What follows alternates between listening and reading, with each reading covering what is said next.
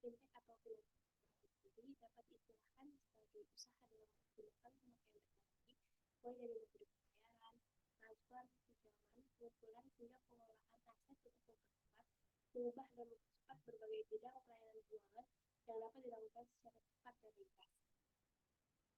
Menurut PwC, pengertian finansial teknologi adalah segmen dinamis di persimpangan antara sektor jasa keuangan dengan teknologi, di mana startup yang berfokus pada teknologi dan merupakan pandangan pasar baru berinovasi produk dan layanan yang saat ini disediakan oleh industri jasa keuangan tradisional.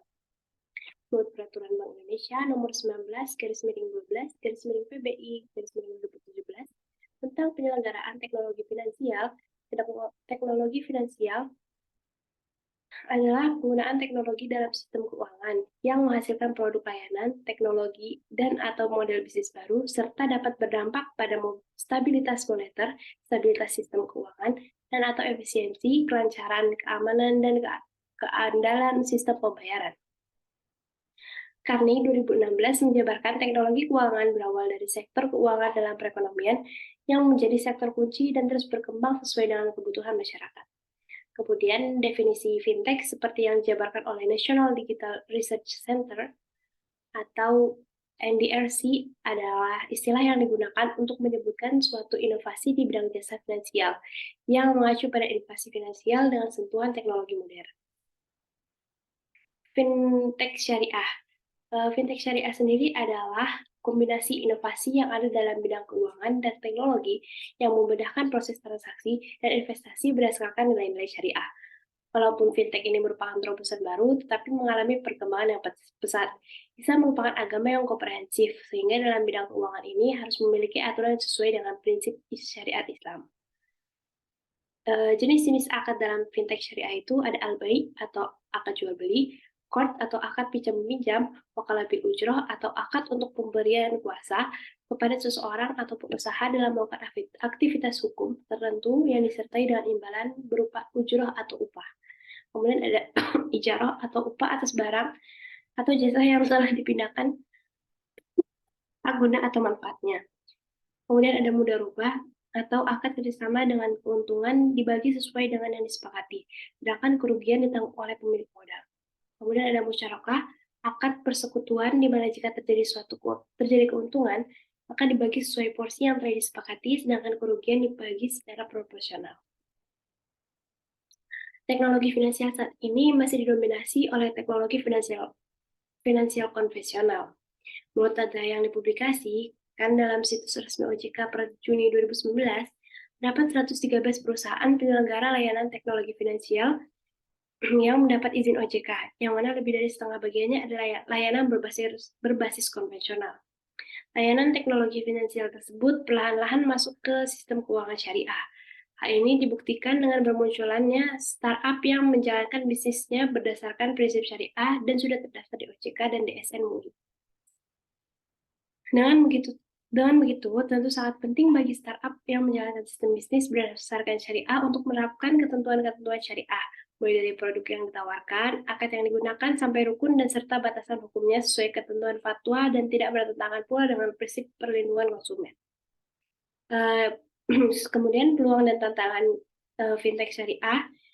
Yang pertama itu Otoritas Jasa dan Keuangan OJK memberikan kesempatan bagi para pelaku fintech syariah untuk mendaftarkan secara resmi fintech-nya di OJK. Namun di sisi lain, perizinan dan modal minimum pendirian fintech syariah menyebabkan fintech syariah yang terdaftar di OJK hanya baru 4, yaitu Amanah, Investri, dan Dana Syariah dan Alami. Kemudian fintech syariah menyediakan kemudahan teknologi untuk kegiatan investasi dan donasi. Namun di sisi lain, minimnya pengetahuan masyarakat desa untuk mengoperasikan fintech syariah. Selanjutnya, mohon maaf, kasus dan fenomena fintech konvensional yang terjadi di masyarakat menjadikan masyarakat memberikan anggapan bahwa tidak terdapat perbedaan antara fintech syariah dan fintech konvensional. Yang D, mayoritas penduduk Indonesia memeluk agama Islam. Saat ini ada lebih dari 207 muslim di Indonesia. 207 juta, mohon maaf, 207 juta muslim di Indonesia. Namun di sisi lain, kurangnya SDM atau sumber daya manusia yang menguasai akad transaksi berdasarkan prinsip syariah masih menjadi kendala. Kemudian terakhir, terbukanya peluang masuknya perkembangan teknologi di Indonesia, namun membuat persaingan teknologi masa depan semakin pesat. Jadi, kesimpulannya, hukum yang mengatur mengenai pembiayaan teknologi keuangan secara konvensional diatur dalam Peraturan Bank Indonesia Nomor 19/12/PBI/2017 tentang penyelenggaraan teknologi finansial. Pengertian finansial teknologi syariah adalah kombinasi inovasi yang ada dalam bidang keuangan dan teknologi yang memudahkan proses transaksi dan investasi berdasarkan nilai-nilai syariah. Perkembangan fintech syariah di Indonesia khususnya memiliki peluang besar untuk terus berkembang seiring dengan perkembangan teknologi. Tapi tentu saja tidak terlepas juga dari tantangan yang harus dihadapi. Salah satunya adalah minimnya pengetahuan masyarakat desa untuk mengoperasikan fintech syariah. Masalah inti yang dihadapi dalam pengembangan industri teknologi keuangan syariah adalah kurangnya instrumen kebijakan yang menjaga proses kerja fintech dan ketersediaan sumber daya manusia untuk fintech.